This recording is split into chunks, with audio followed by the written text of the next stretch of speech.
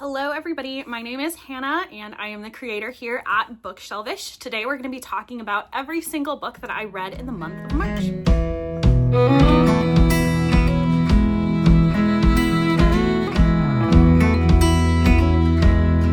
Okay, so every month I do one of these wrap-ups just to kind of talk about everything I read that month. And so first off, I'm going to be talking through a couple of stats that I have. I did not do great preparation before this, so we're going to work on that now. Also, if the lighting's a little bit weird today, it's because it is very, very cloudy.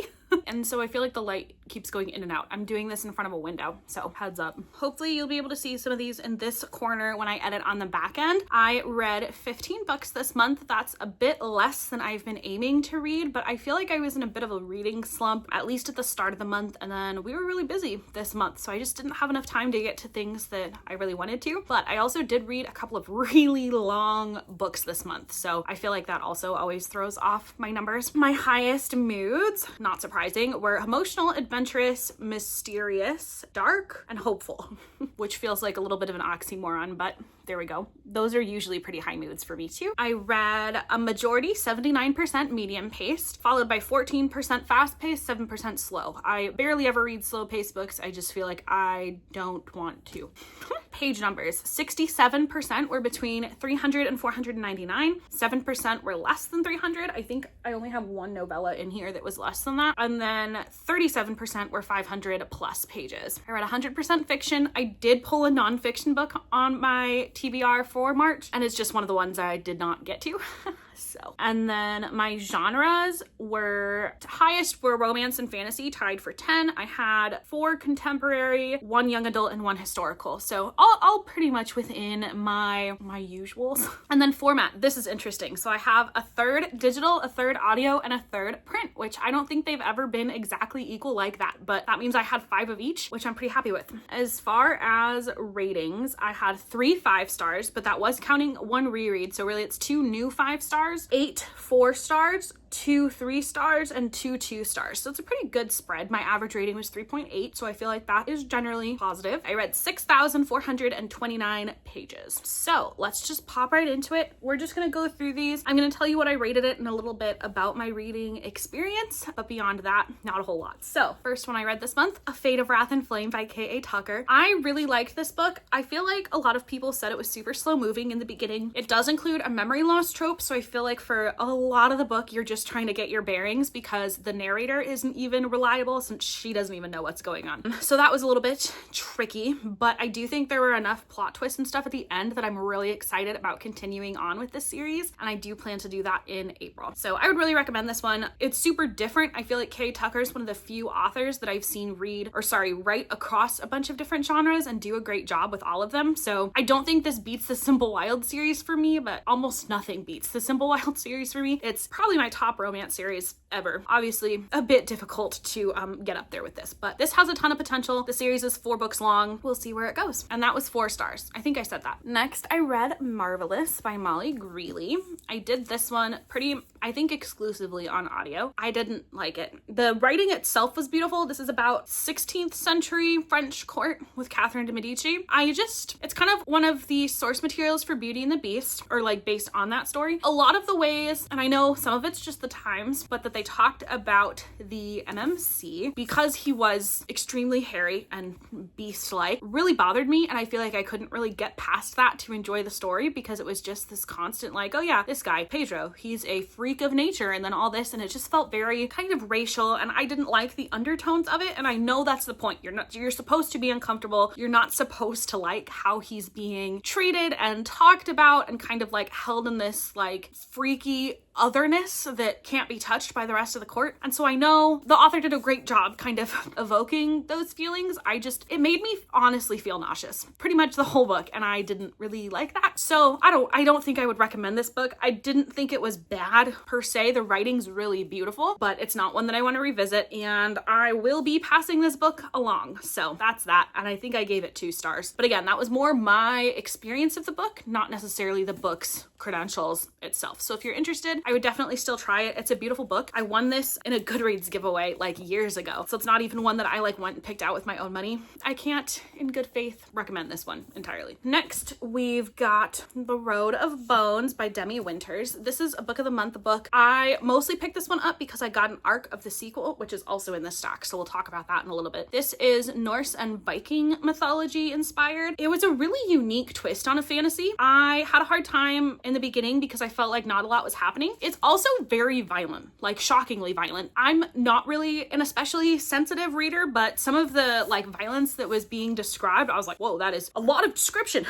And it's a pretty long book and the font is like not very large. So it definitely is a commitment to get through. This is going to be the author said a 5-book series. So 2 books are out now. We don't have a release date for the 3rd yet, but I really like this. I would recommend if you're a fan of like slow burn romantasy with like different types of mythology other than just like Greek and Roman built in, because I feel like those are done a lot, and then Norse and Viking, hints of Russian, aren't done as much. So I would really recommend this book. I did give it 4 stars, but a lot of that was just due to the time it took me to read it. It took me about a month. I started this midway through February and didn't finish until early March. So it was a bit, but very worth it. That's Road of Bones by Demi Winters. Then we've got Savor It by Tara DeWitt. I read this one for my Buddy Read Babes pick, and I thought it was so cute. I love the cover. It's set in Spoons, Oregon, which is not Forks, Washington.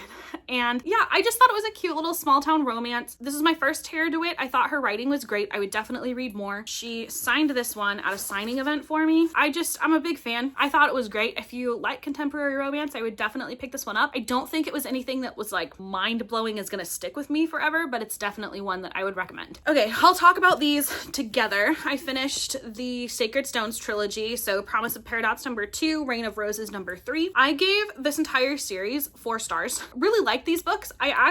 So this is interesting. I thought they had a lot of like really common tropes in here that you see in romantasy a lot, and so parts of it didn't feel very unique. It felt like kind of reading the same thing that you've maybe read in a different book, just kind of repackaged. For that part, I wasn't that excited about these, but I do think the writing's really good, and I do think I would read more from this author for sure. I wouldn't recommend these for a person who's newer to romantasy, just because I think they're pretty complex and there's a lot of characters and a lot of different plot lines to follow. And so I feel like they wouldn't be a great fit for someone who's not used to kind of like holding all of that in their head at once. But I did like them a lot. I will be keeping these. I think that I could see myself rereading them, just not anytime super soon. But overall, I would recommend this series for sure. Next, we've got this arc, Monster of the Dagger Mountains by Meredith Hart. I had a hard time with this one because I felt like not a lot happened, but it wasn't a bad book. I thought it was decently written. The spice was nice. There was a lot of it. It was an interesting premise. I know it's the first in this series, but it comes off of, it's a spin-off of another series set in the same world, and I haven't read that series, so I do kind of wonder, even though this is technically supposed to be able to be read without that one, if that would have enhanced my reading experience. Now I'll never know because I read this first.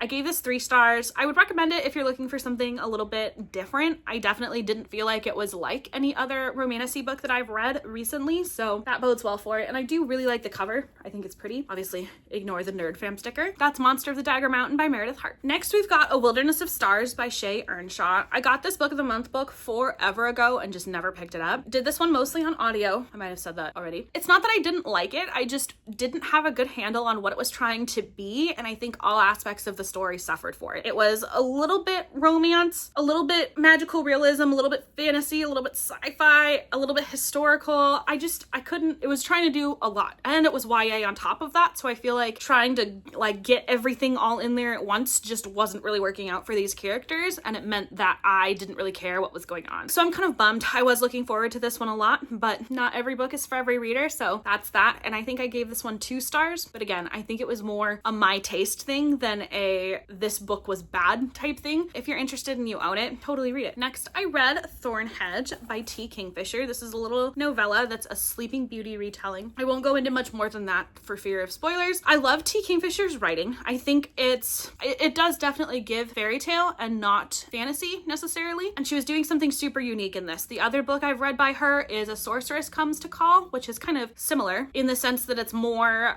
like creepy fairy tale retelling than straight magical realism or fantasy, which is more of what I read. I didn't think this was bad. I just didn't think it was like amazing. It wasn't holding my attention in the way I wanted it to. I do think this is where I was kind of slumpy because the last couple of books, I've rated them all 2 and 3 stars. And so I think this one, just coming on the end of that, probably didn't work out as well for it. I started reading this in print and I just could not focus. So I switched to audio. That was Thornhedge by T. Kingfisher. I ended up giving this 3 stars. I don't know if I said that. Next, this is where things got better for me this month. So I listened to First Time Caller on audio. This was for another Buddy Read Babes book hosted by Maddie. And I thought this one was so cute. I loved it. I will say Aiden kind of gave me the ick for a little bit, and I won't get into reasons why because I don't really want to spoil it for you. But I do think that there were times when he was kind of like waffling where I was like, bro, get your head on straight. I did love Lucy, and I thought this was a super unique book. I did listen to it on audio, and it kept my attention the whole time. I love the narrators, and this is my first BK Borson book, and I would definitely come back and read more, which is good because I have a lot more. Probably behind my head, you can see all the Love Light books. Yeah, so I'm excited to come back to BK Borson someday, and I gave this one 4 stars. Next, I have my reread. This is my SJM book of the month. I am trying to read through one of her books every month this year, so this was book 3 for March, and I just always love this one. I would consider it third in the series because I recommend reading The Assassin's Blade first, but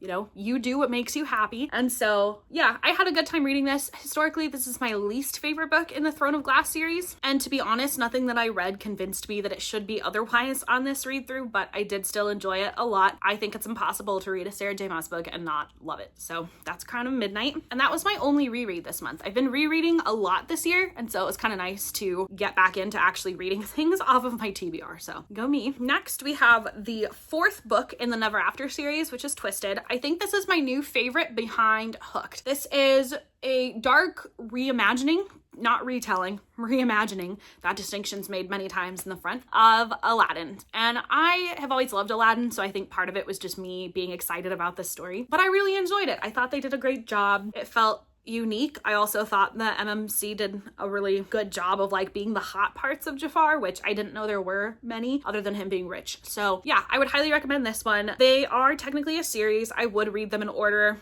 just because I think it's kind of fun to see how Emily McIntyre's writing changes throughout, but there's no real reason to read them in order. So if you have this one, I would say my ranking right now is Hooked, then this, and then Scarred, and then what's the third one? Little Mermaid. It's not Cursed. Crossed? Nope, that's the next one. Shoot. Wretched. It's right on the back of the cover.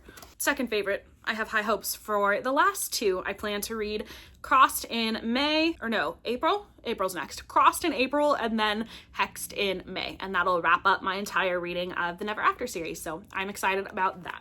Next, I have my first 5-star of the month. And by 5-star, I mean like of the new books I've read. And that was on audio, and it was The Rom-Commers by Catherine Center. I ate this book up. It was truly an absolute delight. I feel like it's really hard for me to get super invested in romances sometimes just because they don't have as much going on, honestly, as like romantasy or fantasy books. And so, I don't know, I find it a little bit harder to get super invested. But this one was so good. I loved both of the characters. I thought the tropes in it were all super like believable, even though they were a little bit outlandish, but it didn't feel gimmicky. I just had a great time all the way through. I think the narrators did an excellent job,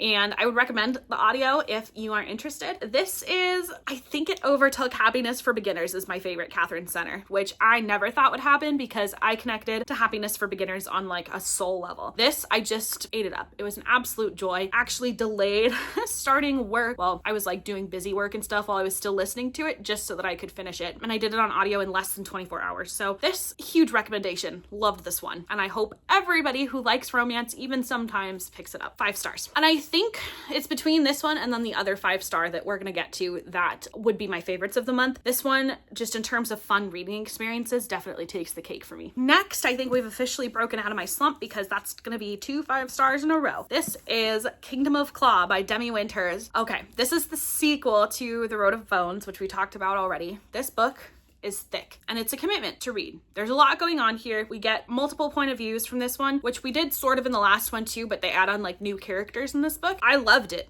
I thought it was perfectly paced. There was a lot going on. It's a lot of pages, so obviously like it takes a bit, but I didn't feel bored at any point. The romance was slow burn, but because of that, it felt really real. And I feel like I really got to know the characters well enough that I was genuinely like rooting for them. And I always really appreciate when I feel like something, like I feel invested in what's happening and not just like it's interesting to me. This one was super good. I'm not going to say a lot more because of spoilers, but I had a lot of quotes that I pulled out of here that I just love so much. I had to share them on Instagram, so I'm like blurring things out that might give people a hint of what's going on. So good. I'm so excited for the next one. This one ended on a cliffhanger for sure, but it wasn't like an unworkable cliffhanger. Like I think you'd be fine reading this before all of the books come out. Like I don't feel the need to like jump immediately to the next one. Maybe I would if they were all out, but I think I'll be okay waiting. But it is a lot of book, like I said. So, you know, take it for what you will. But I gave this one 5 stars. That's Kingdom of Claw by Demi Winters. As of filming this, I feel a little bit like a fraud. I put this in the 4-star category because that's what I think it's gonna be, but it is possible that that changes because I am not quite done with it yet, but I needed to film this wrap up today, so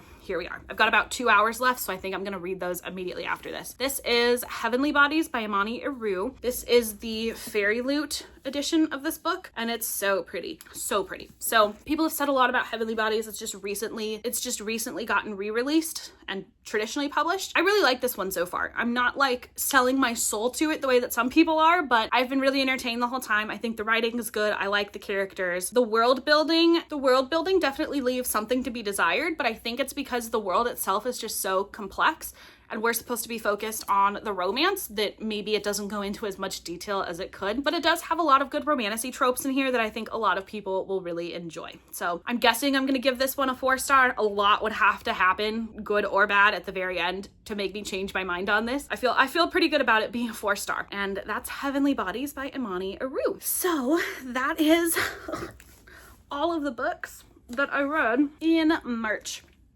And thank you for watching this video. I hope you guys have a great rest of your day, and I will see you in the next one.